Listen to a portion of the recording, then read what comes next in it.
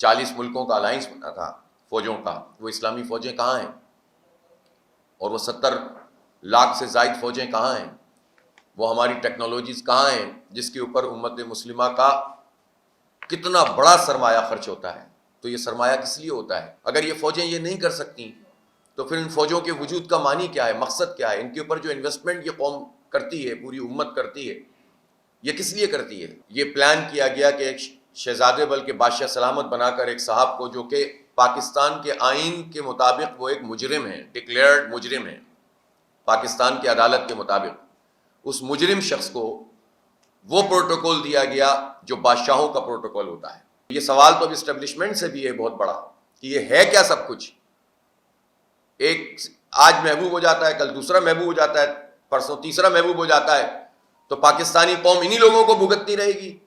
یا صحیح معنوں میں اگر لوگوں کی رائے لینی ہے، اگر جمہوریت کا راگ لوگ الاپتے ہیں تو پھر جمہوریت کا طریقہ اختیار کریں نا۔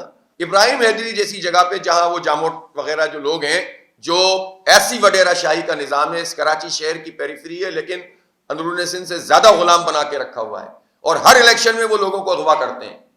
پچھلے الیکشن میں تو ایک خاتون کو اغوا کر لیا تھا، اور اس جگہ پہ جا کر مرتضیٰ وہاب صاحب منتخب ہونا چاہتے ہیں، لیکن ان کی فرمائشی پروگرام ختم نہیں ہوا، وہ کہتے ہیں میں ان اپوز منتخب ہونا چاہتا ہوں۔ وہی بھٹو صاحب والی خواہش، جان محمد عباسی کو اٹھا لیا تاکہ میں ان اپوز آ جاؤں، وہی فسطائیت، وہی جبر، وہی دہشت گردی، سیاسی دہشت گردی، اور اسی کو بروئے کار لاتے ہوئے انہوں نے کیا کیا؟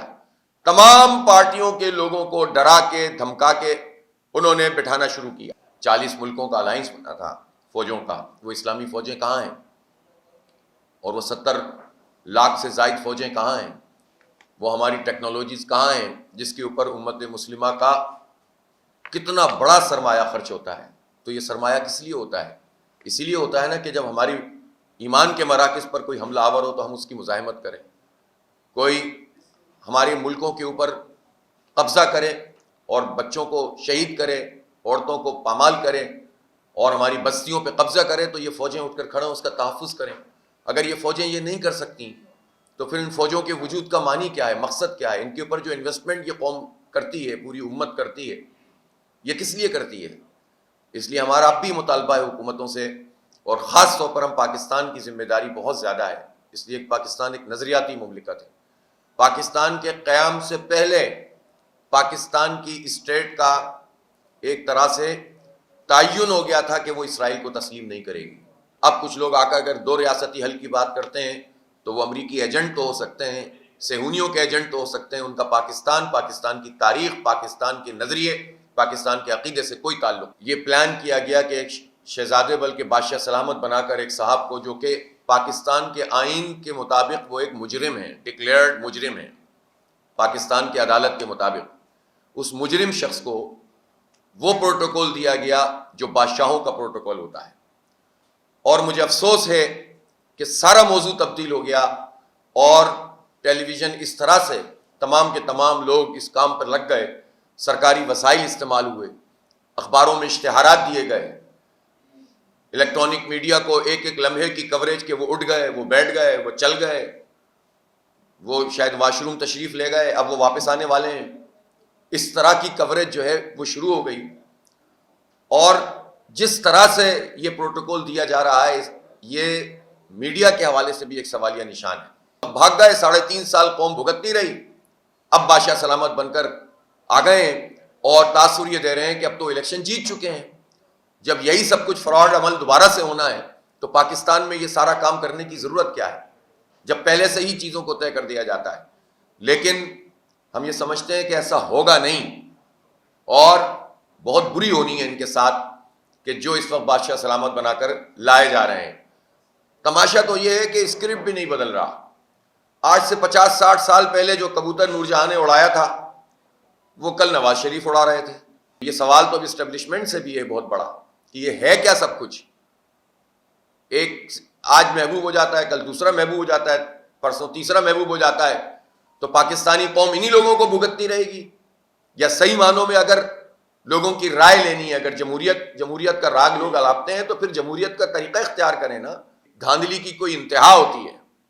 انہوں نے اپنا ایڈریس، وہ رہتے ہیں ڈیفینس میں مرتضیٰ وہاب صاحب اپنے بچوں کے ساتھ، پہلے سوسائٹیز میں رہتے تھے، اب ڈیفنس میں رہتے ہیں، نہ مستقل پتہ نہ موجودہ پتہ. لیکن گزری کی ایک یونین کمیٹی کو، اس لیے کہ اگر وہ ڈیفنس کے پتے کے اوپر ہوتے تو وہ تو KMC کے میں کاؤنٹ ہی نہیں ہوتے، وہ تو کینٹونمنٹ میں کاؤنٹ ہوتے.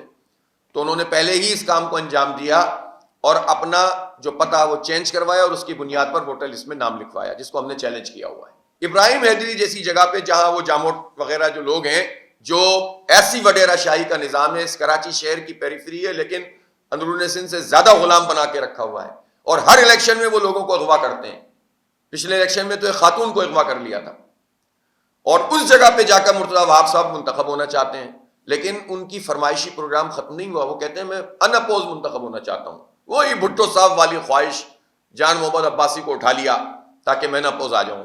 وہی فسطائیت، وہی جبر، وہی دہشت گردی، سیاسی دہشت گردی، اور اسی کو بروئے کار لاتے ہوئے انہوں نے کیا کیا؟ تمام پارٹیوں کے لوگوں کو ڈرا کے دھمکا کے انہوں نے بٹھانا شروع کیا. جماعت اسلامی کے جو کینڈیڈیٹ تھے ان کو نہیں خرید سکے، ان کو نہیں بٹھا سکے.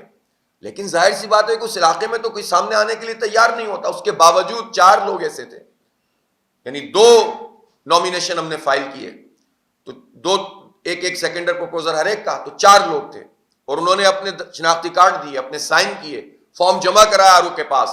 لیکن پھر ان کو اغوا کیا گیا، ان کو ڈرایا گیا، ان کو خوف زدہ کیا گیا، اور پھر ان کو مجبور کیا گیا کہ انہوں نے کہا کہ ہم وڈرا کرتے ہیں. اربوں روپے کلک کے جس کے پیچ ورکنگ کی وہ سارا کا سارا ٹوٹ چکا ہے. واٹر اینڈ سیوریج بورڈ اپنا کام نہیں کر رہا ہے. ٹاؤنز کے لوگ کیا کریں کہ جب واٹر سیوریج کے جو پیرلل سسٹم چل رہا ہے وہ اپنے حصے کا کام ہی نہیں کرتا، جس کے چیئرمین مرتضیٰ وہاب صاحب ہیں.